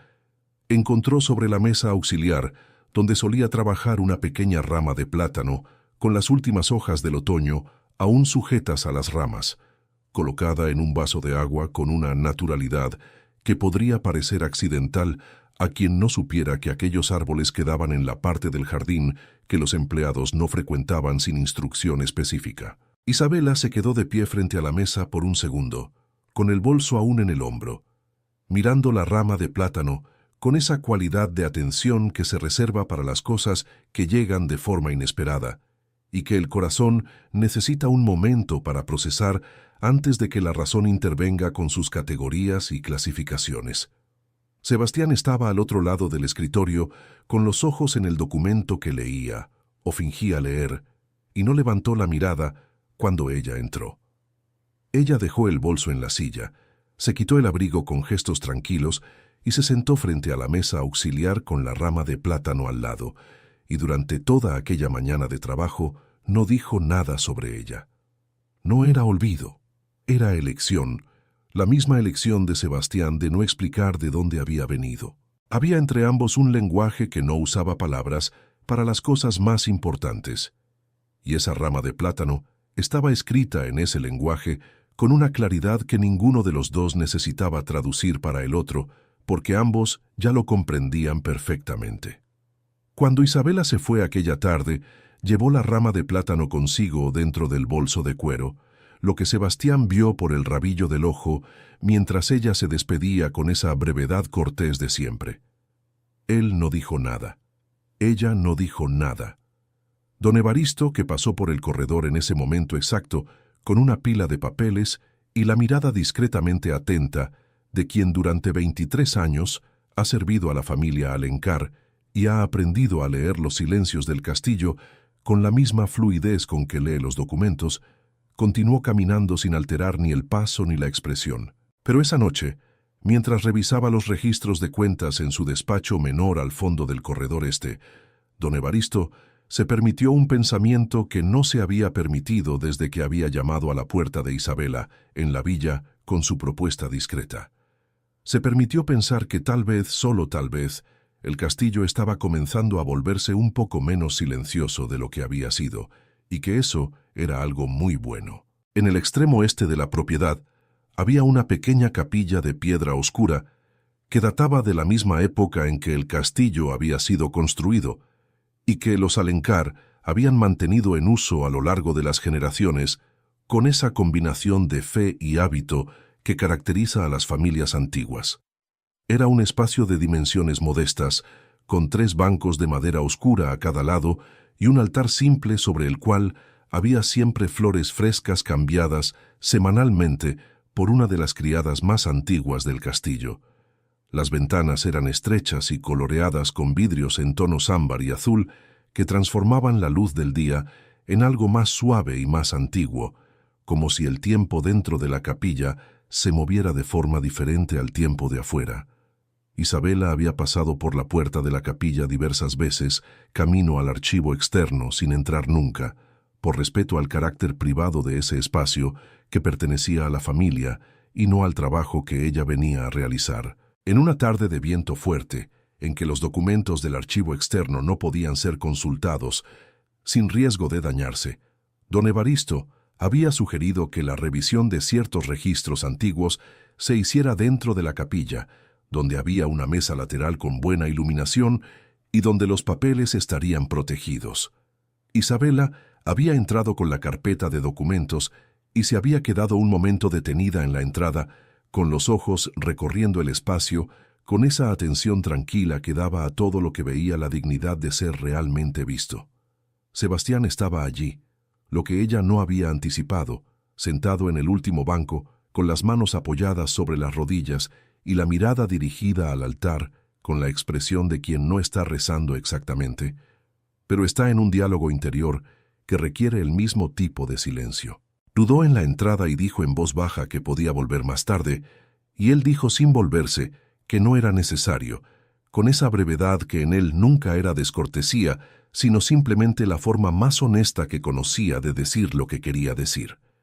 Isabela se instaló en la mesa lateral y trabajó en silencio mientras la luz coloreada de las ventanas estrechas pintaba el suelo de ámbar y azul a su alrededor, y el viento afuera golpeaba las piedras del castillo con una insistencia que dentro de la capilla llegaba solo como un murmullo distante. Después de un tiempo que ninguno de los dos midió, Sebastián dijo, aún sin volverse, que su padre había muerto en esa capilla, sentado en ese mismo banco, en el invierno en que Sebastián había cumplido 32 años, y que desde entonces entraba en ese espacio cuando necesitaba silencio verdadero, no el silencio del castillo que era apenas ausencia de sonido,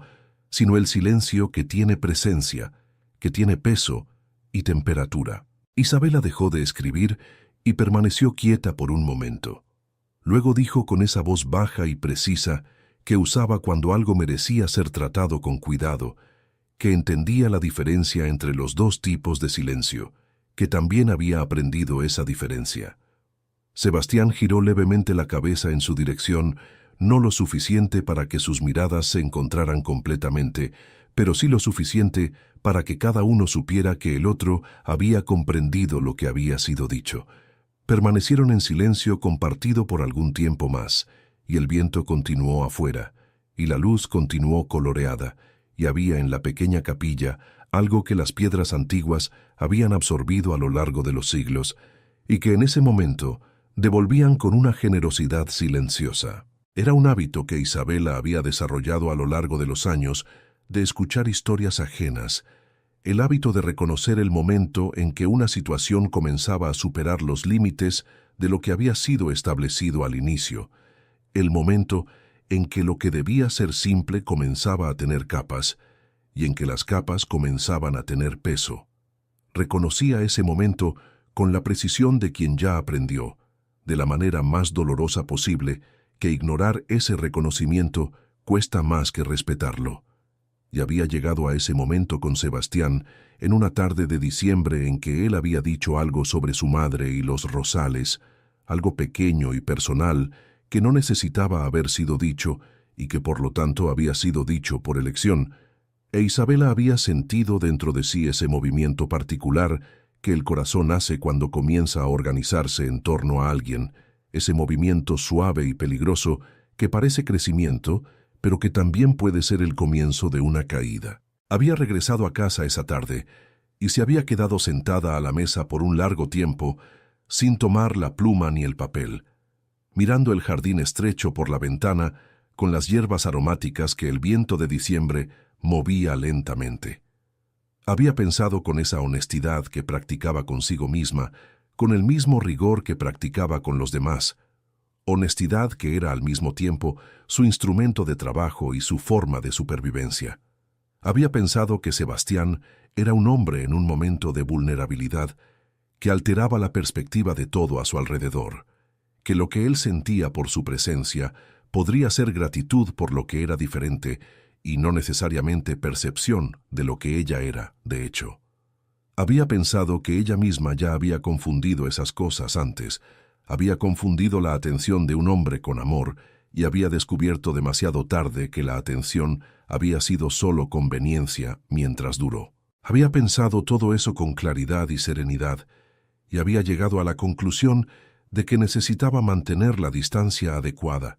no por falta de amor, sino por sabiduría, la sabiduría específica de quien sabe exactamente lo que cuesta no tenerla. En los días siguientes, Isabela fue al castillo con la misma puntualidad y la misma competencia de siempre, pero había en su presencia un retroceso sutil que Sebastián percibió sin lograr identificar su origen con precisión. Respondía a las preguntas con la misma calidad de atención, pero ya no iniciaba los pequeños comentarios que había comenzado a hacer, aquellas observaciones breves y precisas que él había aprendido a anticipar con una anticipación que no había percibido hasta que dejaron de ocurrir. Ella aún era completamente ella misma en todo lo que era necesario,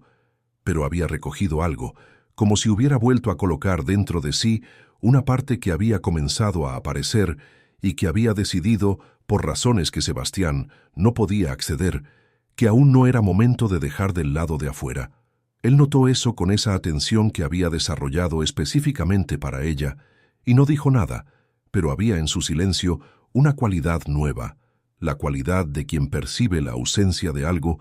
que había comenzado a considerar presente. En el segundo piso del castillo había una terraza cubierta que se abría hacia los campos del sur, desde donde era posible ver, en las tardes de tiempo despejado, la cinta dorada del camino que descendía por la colina en dirección a la villa, y más allá de ella, los olivos antiguos que marcaban los límites de la propiedad con la paciencia de las cosas que fueron plantadas para durar más que las personas que las plantaron. Sebastián había pedido a don Evaristo que colocara allí una mesa pequeña para que pudiera trabajar al aire libre en las tardes de tiempo favorable, y fue en esa terraza donde Isabela lo encontró un jueves de diciembre, en que el frío había dado una tregua y el sol había aparecido con esa luminosidad clara y sin calor que el invierno produce en los días más generosos. Había subido con documentos que necesitaban su revisión y lo encontró con la mirada en los campos, las manos apoyadas sobre los brazos de la silla y una expresión que ella había aprendido a reconocer como el estado en que él se encontraba cuando había estado pensando el tiempo suficiente para llegar al punto donde el pensamiento se cansa y comienza la contemplación. Isabela dejó los documentos sobre la mesa y permaneció un momento junto al parapeto mirando los campos con él, sin hacerlo de forma deliberada ni performática, simplemente porque los campos eran hermosos en esa luz y había una naturalidad en quedarse de pie frente a lo bello cuando aparece. Sebastián dijo, sin preparación, que había enviado un mensaje al médico solicitando que el tratamiento fuera intensificado, que había decidido que la recuperación sería mejor servida por el esfuerzo que por la espera. Isabela no respondió inmediatamente. Después dijo que había algo que admiraba en las personas que deciden enfrentar lo difícil, no porque haya dejado de ser difícil, sino porque decidieron que vale la pena enfrentarlo de todas formas. Sebastián permaneció en silencio por un momento y después preguntó, con una directividad que era nueva entre ellos, si ella había sentido eso al reconstruir su vida en la villa después de una gran decepción. El silencio que siguió fue diferente de todos los silencios anteriores entre ellos, porque esta vez había algo explícito dentro de él, una pregunta que revelaba que él sabía más de lo que ella había supuesto que sabía, y que había elegido decirlo de una forma que le dejaba completa libertad de responder o no responder. Isabela mantuvo los ojos en los campos por un momento, que fue lo suficientemente largo para ser honesto y lo suficientemente corto para ser valiente, y después dijo que sí, que había sentido exactamente eso, que había días en que reconstruir parecía imposible, y que había elegido hacerlo de todos modos, no porque hubiera certeza del resultado, sino porque la alternativa era dejar que lo que había sucedido definiera quién sería para siempre, y esa alternativa había parecido, en todos los días en que la había considerado, inaceptable. Sebastián la escuchó con los ojos aún en los campos, y cuando terminó, había en su expresión algo que era diferente de todo lo que ella había visto allí antes. No era admiración de la clase que mantiene distancia, era reconocimiento de la clase que acerca. Permanecieron en silencio por algún tiempo más, con el viento suave entre ellos y los campos dorados abajo, y era un silencio que ninguno de los dos quería interrumpir, porque había en él algo que ambos sabían ser frágil y precioso, de la manera en que son frágiles y preciosas las cosas que ocurren solo una vez. La carta llegó al castillo en una mañana de viernes, con el sello de la familia Villanueva en el reverso del sobre, y don Evaristo la reconoció incluso antes de abrirla con esa familiaridad de quien había administrado la correspondencia del castillo el tiempo suficiente para conocer cada lacre y cada caligrafía que solía aparecer. La colocó sobre el escritorio de Sebastián sin comentario, al lado de las otras correspondencias de la mañana, pero en una posición que la hacía visiblemente diferente de las demás, no en el centro, no enterrada en la pila, sino ligeramente separada, como si el propio administrador no supiera con certeza en qué categoría encuadrarla. Sebastián la reconoció inmediatamente también. Se quedó mirándola por un momento sin tocarla. Después la abrió con esos movimientos lentos y precisos que usaba para todo lo que no lo apresuraba por dentro, que era casi todo. Sofía escribía que había pensado mucho en los meses desde el accidente, que había hablado con el confesor y con la familia, y que había llegado a la conclusión de que había actuado precipitadamente en un momento de miedo y que lamentaba profundamente las consecuencias que su decisión había tenido para Sebastián en un período tan difícil. Escribía con la elegancia estudiada de quien elige cada palabra no solo por lo que dice, sino por el efecto que produce, y había en la carta una combinación de arrepentimiento y de dignidad que estaba construida con demasiada precisión para ser completamente espontánea. Solicitaba permiso para visitarlo, decía que había muchas cosas que le gustaría decir personalmente y que creía que la conversación entre ellos era necesaria y merecida por ambas partes. Sebastián dobló la carta con la misma lentitud con que la había abierto y la colocó sobre el escritorio con los ojos en el papel por un momento. Después, levantó la mirada hacia la ventana que daba al jardín, donde los rosales continuaban con esa obstinación de la que Isabela había hablado. Isabela llegó al castillo aquella tarde sin saber de la carta y había en Sebastián una cualidad de presencia diferente que ella percibió, pero no supo inmediatamente a qué atribuir. Estaba más callado de lo habitual, no con ese silencio de contemplación que ella había aprendido a reconocer como parte de quien él era, sino con una cualidad de silencio más cerrado, más vuelto hacia adentro. Trabajó sin hacer preguntas, y él permaneció en el escritorio con un libro que no estaba leyendo. Y había entre ambos aquella tarde una tensión nueva, no incómoda pero perceptible,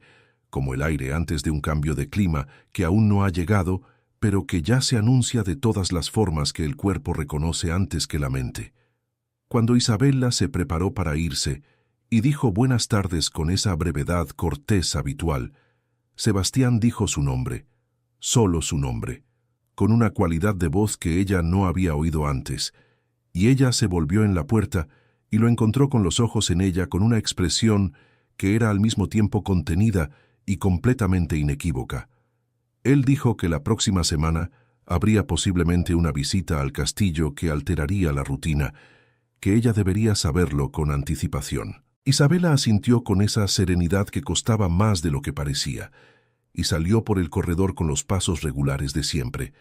y solo cuando llegó al jardín y el aire frío de diciembre golpeó su rostro,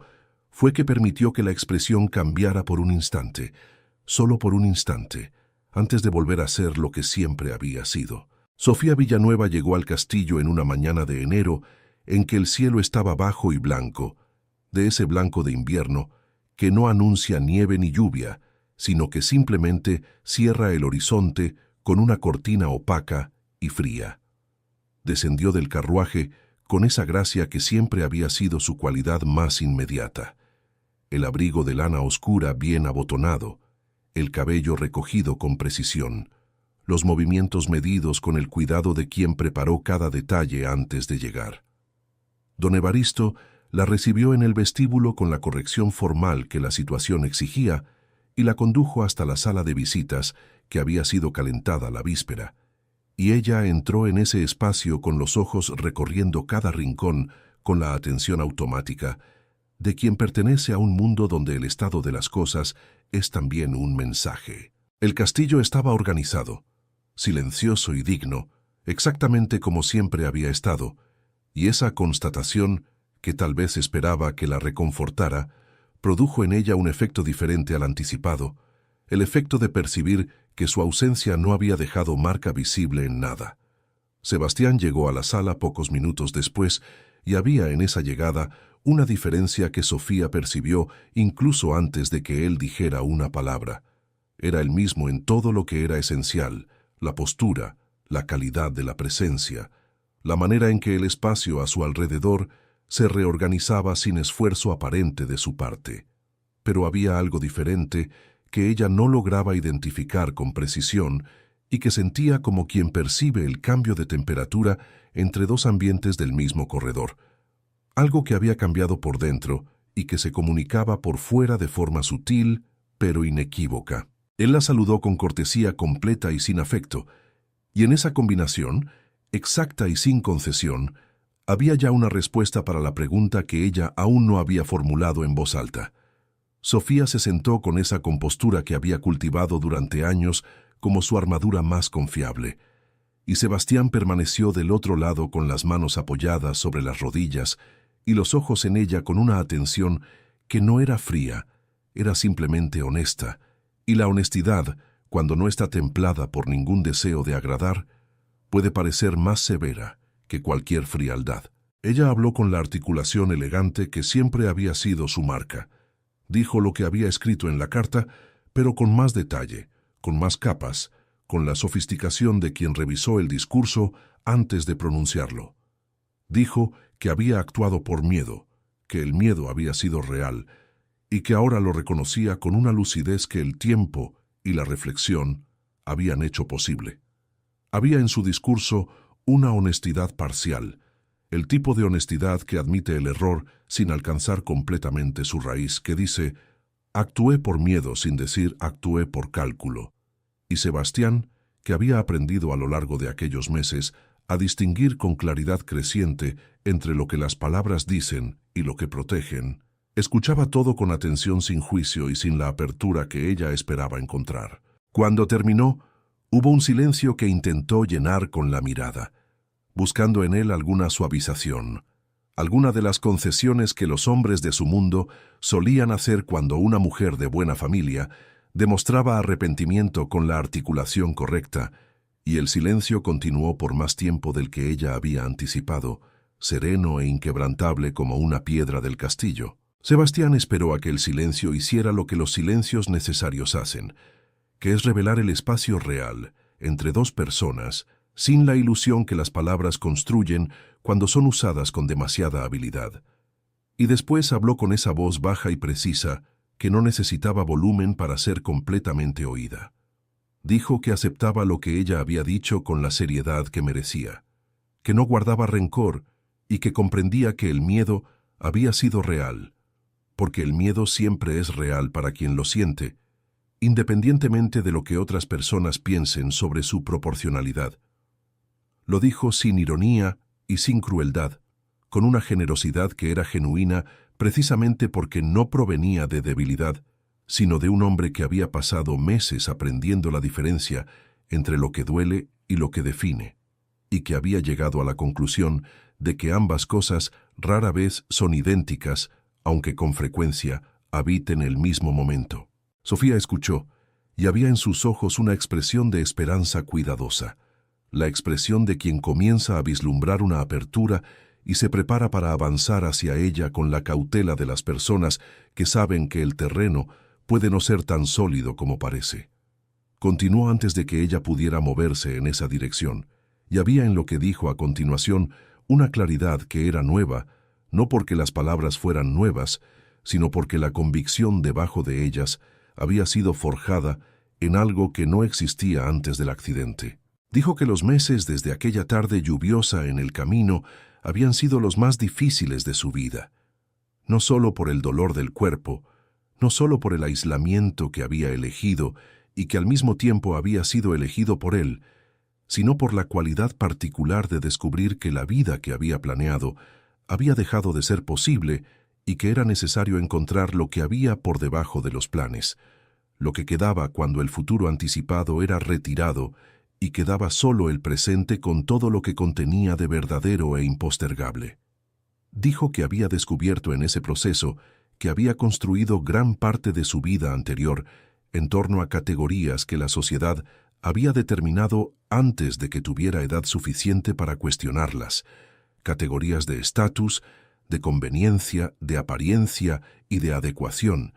y que había perdido un tiempo considerable confundiendo esas categorías con valores cuando en realidad eran solo hábitos heredados que nadie le había pedido examinar. Sofía permaneció muy quieta mientras él hablaba, y había en la cualidad de su silencio una comprensión que llegaba antes de que él terminara. la comprensión de alguien que oye una puerta cerrarse con gentileza y reconoce el sonido con exactitud porque ya lo ha oído antes en otras formas. Sebastián dijo una última cosa antes de terminar la conversación, y la dijo con la dignidad simple y completa que se había convertido en su expresión más verdadera. Dijo que le deseaba todo el bien que una persona puede desear a otra cuando el amor romántico ya no forma parte de la ecuación, que esperaba que ella encontrara lo que había salido a buscar con la sinceridad que merecía, y que lo que había existido entre ellos había sido real dentro de sus límites y merecía ser recordado sin amargura por ninguno de los dos lados. Sofía lo miró por un momento con una expresión que mezclaba derrota y algo que se acercaba al respeto, el tipo de respeto que surge involuntariamente cuando se encuentra en otra persona una integridad que no se esperaba y que obliga a medir, en silencio y sin consuelo, la propia. Se levantó, acomodó el abrigo con esos gestos precisos de siempre, y cuando se despidió, había en su voz una suavidad diferente, la suavidad de quien reconoció algo verdadero y tuvo la decencia de reconocer que había llegado demasiado tarde para cambiar lo que había dejado partir. Isabela supo de la visita de Sofía a la mañana siguiente, no por Sebastián, que no había mencionado el asunto, sino por la manera en que las noticias llegan en comunidades pequeñas, donde los carruajes con escudo familiar no pasan desapercibidos y donde los criados que esperan en el patio a veces intercambian palabras con quienes pasan por la calle. Había oído aquello con esa expresión cerrada y tranquila que usaba cuando necesitaba procesar algo sin que nadie a su alrededor percibiera que había algo que procesar. Y había pasado el resto del día con una atención especialmente concentrada en todo lo que no era ese pensamiento, lo que resultó en 3 cartas bien escritas y en un jardín de hierbas más cuidadosamente organizado de lo habitual para la estación. Por la noche, sentada a la mesa con el candil encendido y el papel en blanco frente a ella, finalmente había permitido que el pensamiento llegara con toda su extensión, y había permanecido sentada durante mucho tiempo, escuchando el silencio de la casa a su alrededor,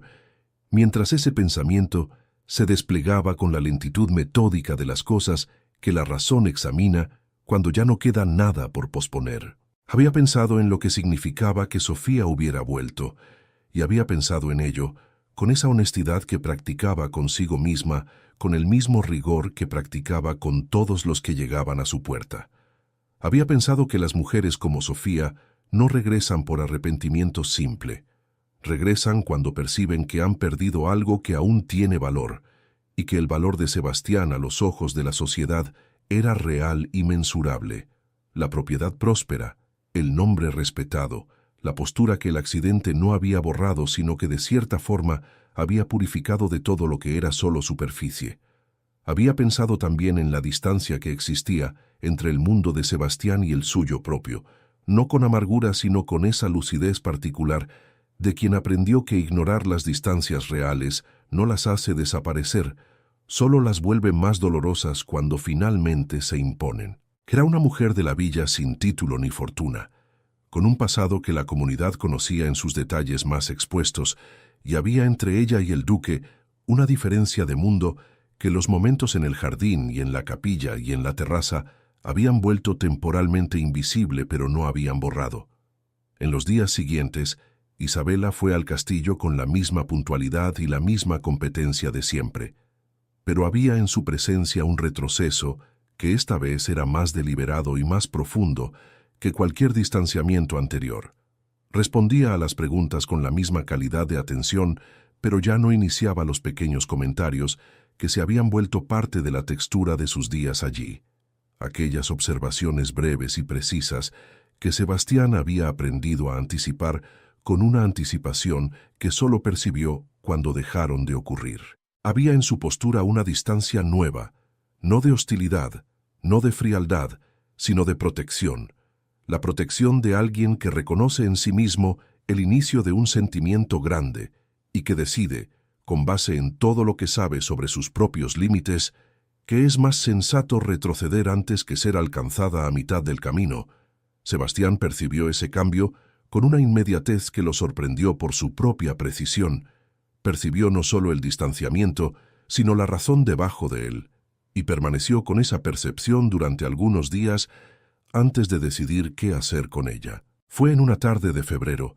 en que el sol había aparecido con esa luminosidad fría y clara del invierno tardío, que Sebastián pidió a don Evaristo que cancelara los compromisos de la tarde y mandó decir a Isabela, que estaba a punto de salir después del trabajo del día, que había algo que necesitaba ser dicho antes de que se fuera. Era un pretexto, y él sabía que ella sabría que era un pretexto. Y había en esa elección una honestidad particular, la honestidad de no intentar ser más hábil de lo que la situación merecía. Regresó al despacho y lo encontró de espaldas a la puerta, mirando por la ventana hacia el jardín, donde las primeras flores del final del invierno habían comenzado a aparecer entre los rosales, aquellos mismos rosales que ella había llamado demasiado obstinados para morir en una tarde que ninguno de los dos había olvidado. Se giró cuando oyó sus pasos, y había en su expresión una apertura que Isabela no había visto antes con esa plenitud, no la contención habitual, no la distancia digna que había sido su marca desde el principio, sino el rostro de un hombre que había decidido decir algo verdadero y que había dejado de buscar la manera menos vulnerable de hacerlo. Dijo que sabía que ella había retrocedido y que comprendía por qué lo había hecho, porque había en su historia una razón concreta y real para retroceder cuando las situaciones comienzan a parecerse a otras situaciones que ya habían costado caro, y que no estaba allí para pedirle que ignorara esa razón, sino para ofrecer otra información que tal vez ella no tenía completa. Dijo que la visita de Sofía había ocurrido y había terminado, y que había terminado no por orgullo herido ni por fidelidad a una imagen que quisiera preservar, sino porque en el momento en que ella había entrado por la puerta de la sala de visitas, había comprendido con absoluta claridad lo que había cambiado dentro de él a lo largo de aquellos meses, y lo que había cambiado tenía nombre y el nombre era simple. Dijo que Isabela había llegado al castillo para organizar correspondencias y había organizado sin querer y sin método algo mucho más difícil de nombrar. Había organizado el silencio que había dentro de él de una forma que no había sido forzada ni planificada y que por eso mismo había sido completamente real, y que había una diferencia enorme entre la gratitud que siente quien recibe ayuda y lo que él sentía, una diferencia que había examinado con cuidado durante el tiempo suficiente para estar seguro de lo que estaba diciendo. Isabela permaneció escuchando con los ojos en Sebastián, con esa atención integral que era su forma más completa de presencia, y había en su rostro, mientras él hablaba, una sucesión de expresiones que no conseguía controlar por completo, porque lo que él decía llegaba directamente al lugar que había intentado proteger con tanta disciplina durante las semanas anteriores. Cuando terminó, hubo un silencio que era diferente de todos los silencios que habían existido entre ellos.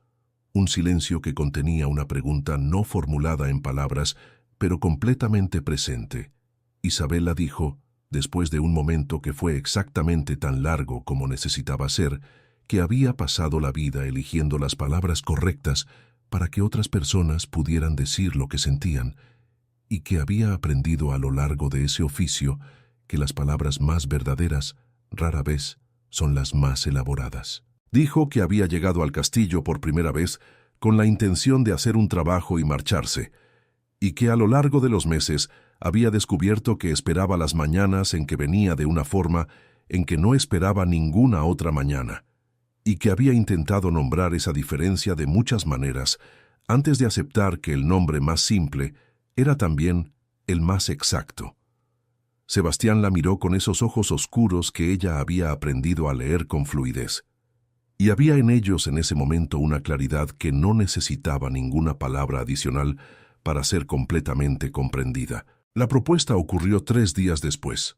en la mesa de piedra del jardín bajo los rosales, en una mañana en que el sol de febrero apareció con una claridad que parecía deliberada y que hacía que la piedra del castillo al fondo brillara con esa tonalidad dorada que el invierno produce en sus días más generosos. Sebastián había colocado sobre la mesa un anillo que había pertenecido a su madre, simple y antiguo, con una piedra color ámbar que captaba la luz de la mañana de una forma que hacía pensar que había sido guardado precisamente para ese momento en que la luz fuera esa, y el jardín fuera ese, y la mujer delante de él fuera quien era. No hubo discurso elaborado, hubo una pregunta directa, precedida de una sola frase que él había elegido, con el cuidado que Isabela le había enseñado a tener, sin que ella supiera que lo había enseñado. Dijo que había aprendido con ella que reconstruir no es borrar lo que ocurrió, sino decidir que lo que viene después merece el mismo esfuerzo que lo que quedó atrás, y que quería construir lo que viniera después a su lado si ella estaba dispuesta a construir juntos. Isabela miró el anillo por un momento, con esa atención que reservaba para las cosas que llegan de forma inesperada y que el corazón necesita un instante para recibir completamente. Después lo miró a él, y la palabra que dijo fue simple y sin ornamento, y fue sí. Los meses siguientes fueron los primeros en que Sebastián permitió que la recuperación física ocupara el lugar central que el médico siempre había dicho que debía ocupar, tratada con la misma seriedad y disciplina con la que había tratado a lo largo de su vida los asuntos que consideraba verdaderamente importantes. Las sesiones de fisioterapia que antes eran cumplidas con una resignación funcional pasaron a ser enfrentadas con una determinación diferente, firme, de la manera en que es firme la determinación de quien ha decidido que quiere estar completamente presente para lo que está por venir. Había dolor, y había días en que el progreso parecía invisible al ojo externo y casi invisible al interno, y había momentos en que Sebastián permanecía solo en la habitación después de las sesiones con el cansancio y la frustración acumulados en una combinación que había aprendido a reconocer sin entregarse a ella. Había también los otros días, los días en que el cuerpo respondía a una orden con una obediencia mínima, pero inequívoca, en que algo se movía de forma diferente y más completa, y en esos días había una cualidad de silencio en la habitación que era diferente de cualquier otro silencio. Un silencio que no pesaba sino que iluminaba. En una tarde de abril, cuando la primavera había llegado a los jardines del castillo con esa generosidad que sigue a los inviernos largos, como si quisiera compensar lo que el frío había retenido durante meses, Sebastián estaba solo en el despacho al final de la sesión del día, cuando se apoyó con ambas manos sobre el escritorio y permaneció quieto por un momento, con los ojos en la superficie de madera y la respiración concentrada. Después, con un esfuerzo que venía desde dentro y que no tenía espectáculo ni testigo, se levantó. Permaneció de pie durante algunos segundos que fueron suficientes para ser reales, apoyado en el escritorio con las manos, pero de pie, con el peso de su propio cuerpo distribuido sobre las piernas, que habían permanecido inmóviles durante tantos meses, y que ahora sostenían, con esfuerzo y con temblor, pero con una firmeza que existía donde antes había solo ausencia. Isabela llegó ese día un poco más tarde de lo habitual, y lo encontró nuevamente sentado en la silla, con una expresión que ella había aprendido a leer con precisión, y que esta vez leía como la expresión de quien acaba de confirmar algo que había decidido antes de tener certeza de que era posible. No preguntó qué había ocurrido. Simplemente se sentó a su lado con esa presencia tranquila que era su forma más completa de amor, y el trabajo continuó entre ambos con esa facilidad silenciosa que se había convertido en el lenguaje más constante de lo que había entre ellos. La ceremonia fue fijada para un sábado de octubre, exactamente un año después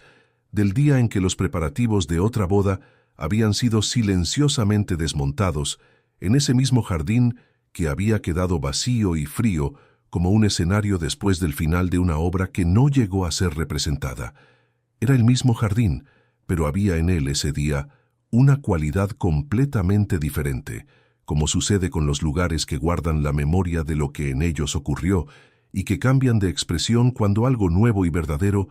viene a habitar el espacio que el pasado había dejado libre.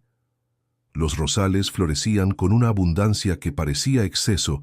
y que era solo el resultado natural de una planta sana que había esperado la estación correcta, y había en sus flores un color entre el rosa y el rojo que la luz del otoño hacía más intenso y más cálido que en cualquier otra hora del día. El jardinero había colocado flores también en los jarrones de piedra a lo largo del camino, y la fuente murmuraba con esa constancia que había estado presente en tantos momentos entre los dos que parecía la testigo más adecuada para aquel que los reunía de forma definitiva.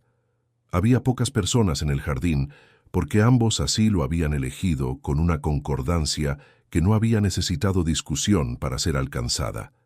Isabela por naturaleza, porque siempre había preferido lo esencial a lo abundante,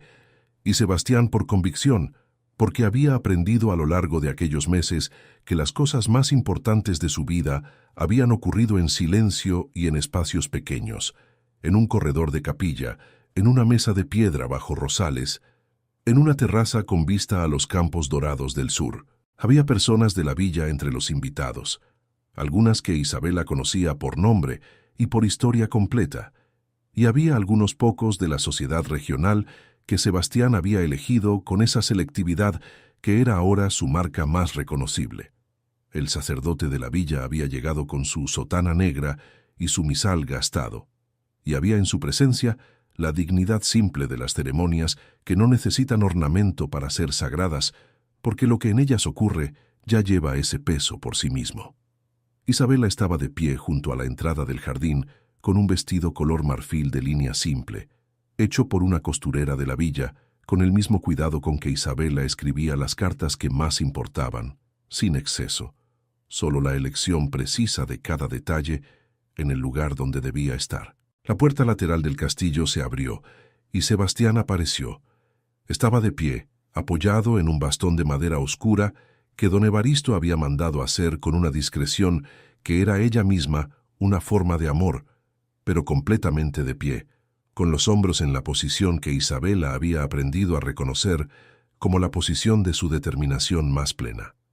Los meses de recuperación le habían devuelto el movimiento parcial que el médico había dicho que era posible, pero nunca garantizado, y había en ese movimiento la victoria específica de quien llegó hasta donde llegó, no porque el camino fuera fácil, sino porque decidió recorrerlo, incluso cuando no había ninguna garantía de lo que encontraría al final. Comenzó a caminar por el sendero del jardín hacia Isabela con pasos lentos y deliberados, cada uno costando un esfuerzo que solo él sentía por dentro, pero que alrededor de él tenía una cualidad en el aire que lo transmitía de una forma que llegaba al pecho de todos los presentes antes de que pudieran comprender de dónde venía. Isabela permaneció inmóvil donde estaba, con los ojos en Sebastián, y había en su rostro en ese momento una expresión que era al mismo tiempo sonrisa y algo mucho más antiguo y profundo, que cualquier sonrisa puede contener por sí sola, la expresión de alguien que esperó lo correcto el tiempo suficiente para reconocerlo con absoluta certeza cuando finalmente llegó. Se detuvo frente a ella, y entre ambos había ahora el espacio de apenas un paso, el menor espacio que había existido entre los dos desde la primera vez que los ojos de uno habían encontrado los ojos del otro en aquel despacho de paredes altas, y en ese espacio estaba todo lo que había ocurrido entre ellos, el jardín y la mesa de piedra, y la capilla, y la terraza, y los silencios y las palabras elegidas con cuidado, y los rosales obstinados, y los documentos y las cartas, y los meses enteros de una presencia que se había convertido, gradual e irrevocablemente, en la cosa más necesaria que cada uno había encontrado en la vida del otro. El sacerdote comenzó, y los rosales florecían alrededor, y la fuente murmuraba como siempre había murmurado, y el otoño español distribuía sobre el jardín una luz que no distinguía entre lo que había sido difícil y lo que había sido hermoso, porque sabía, como saben las cosas antiguas, que ambas palabras describen muchas veces la misma historia, contada desde ángulos diferentes. Los años siguientes pasaron con la serenidad de quien ya ha conocido el dolor, y por eso reconoce el valor de cada alegría simple. El castillo, que un día había sido testigo del silencio más pesado, se convirtió nuevamente en un lugar de vida, de pasos y de voces que resonaban por los corredores con la naturalidad de quien sabe que la felicidad no necesita ser anunciada en voz alta para ser verdadera. Sebastián continuó su recuperación con disciplina tranquila, y aunque nunca volvió a caminar como antes, conquistó algo mucho más importante que la perfección del movimiento. Conquistó la libertad de vivir sin vergüenza por lo que había perdido. Con la ayuda de su bastón, comenzó a recorrer los jardines junto a Isabela en las mañanas de primavera, y cada paso era recibido por ella como si fuera una pequeña victoria compartida por ambos. Isabela continuó escribiendo cartas, pero ahora muchas de ellas eran escritas en la mesa junto a la ventana del despacho del castillo, donde la luz de la tarde caía con la misma delicadeza que había iluminado los primeros días de su historia juntos. Las personas de la villa continuaban llamando a su puerta, y Sebastián, en más de una ocasión, se detenía discretamente en el corredor para oír su voz leyendo palabras que devolvían esperanza a quienes ya no sabían dónde encontrarla. 2 años después del matrimonio, nació la primera hija de la pareja,